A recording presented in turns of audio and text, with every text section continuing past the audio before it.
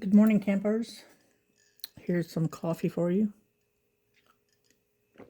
I'm going to do a quick reading. It's going to be not a long one because I'm going to try and make it a short one because I got to get ready to go to work. So I already did the casting. The reason I want to do this reading is because Saturn and Neptune are meeting in the sky today for the first time in 36 years.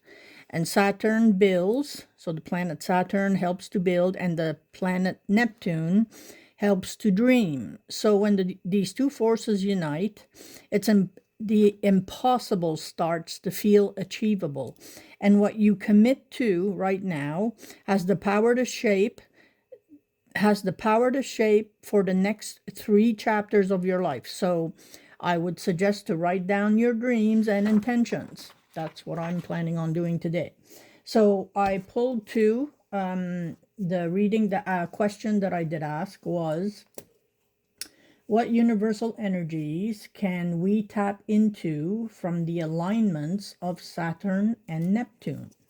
And I got the number 33 hexagram, and I got so it's a changing hexagram because I have two changing lines, and I'll read those in a minute. So we have heaven over mountain, and heaven on top means nothing exists. Like in heaven, like anything is possible. It could be anything. It could be dreams, desires, ideas, creativity. Heaven up there has all the answers. The mountain on the bottom it's strong. A mountain is strong, it's grounded, it's slow and steady.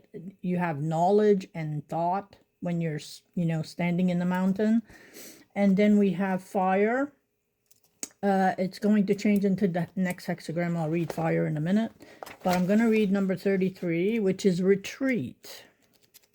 So it could be a good day to just sit and think about what you want to put out there for the next 30, what did they say? 30, for the next 3 chapters of your life. Okay, retreat. I need some light here. So we have, in all things, there is a natural ebb and flow. It is natural for the cold and dark of winter to follow the warmth and light of summer. And just the same is true for our personal affairs. This hexagram has heaven above with the mountain below, and the image is of the light of heaven moving away from the rising mass. This signifies that the central issue of the matter which concerns you has reached a point where you can do nothing positive, but the only course open to you is to withdraw. This is not in any way unworthy or cowardly, but shows that you genuinely understand the situation. There are times when no matter how hard you try to improve matters, you simply make them worse. This is one of those times, and you cannot advance right now. If you stand back and regroup, you will be able to return with new strength in the future. Detachment is of the essence now. So the first line, let me read in my little book here because I took this one out too. Just a short view of number 33 and see what it says. So we have heaven above mountain. The mountain ascends to heaven, a judicious retreat. The enemy has the advantage under the present circumstances.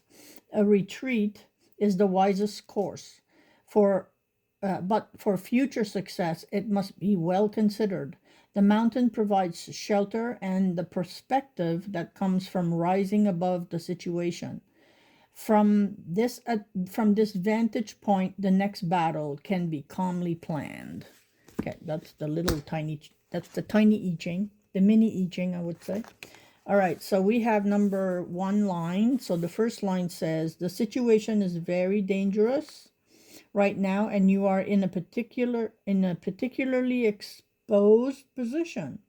It would have been wiser to have extricated yourself earlier. Your best move now is no move at all.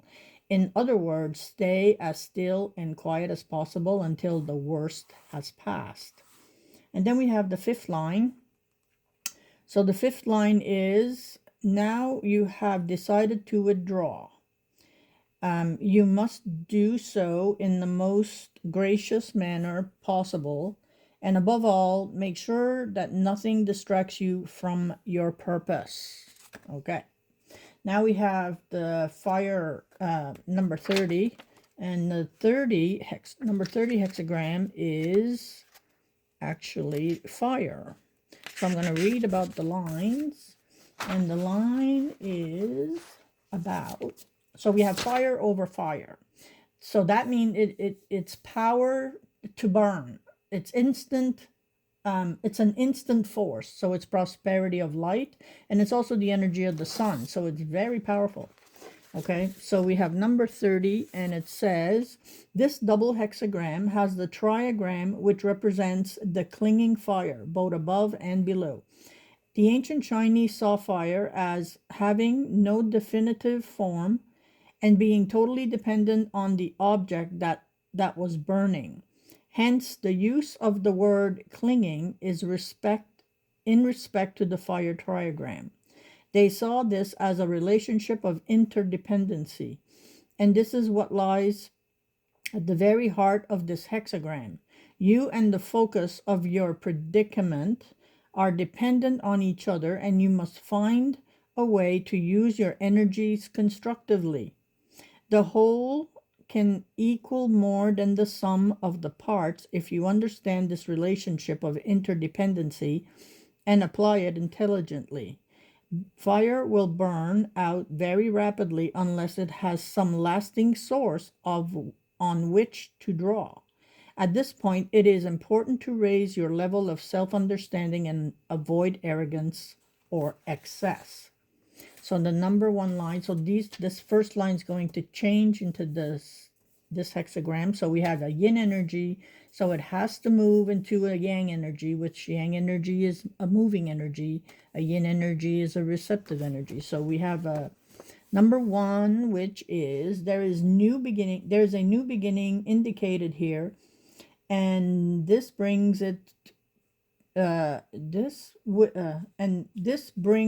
with it certain obligations.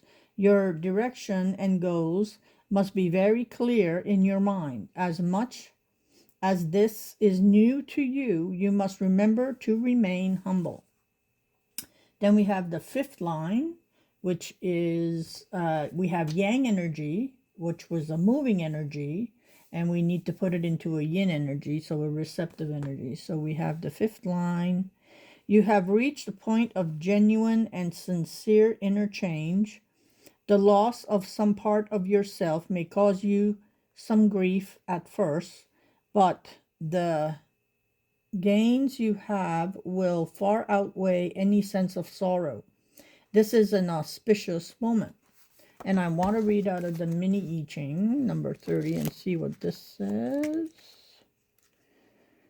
Number 30. So fire above fire, feeding the inner flame. Fire will not burn on its own, but must cling to the fuel that feeds it. So too does the superior person seek fuel to feed the spiritual fire, lest it burn out from neglect. As the fire within grows brighter, it adds its light to the world and improves it. Clinging to what is true and right brings good fortune. Okay, so I'm gonna pull a card, an animal card, see what the animals want to say. I haven't done these cards in a while. Just to finish this off and see what the animals want to say.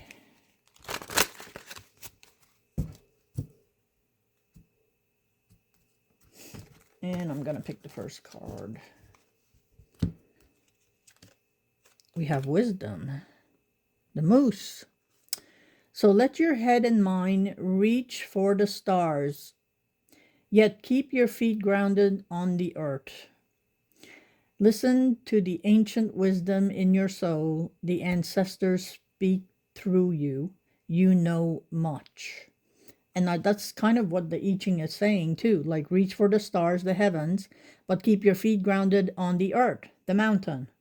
So that's pretty significant.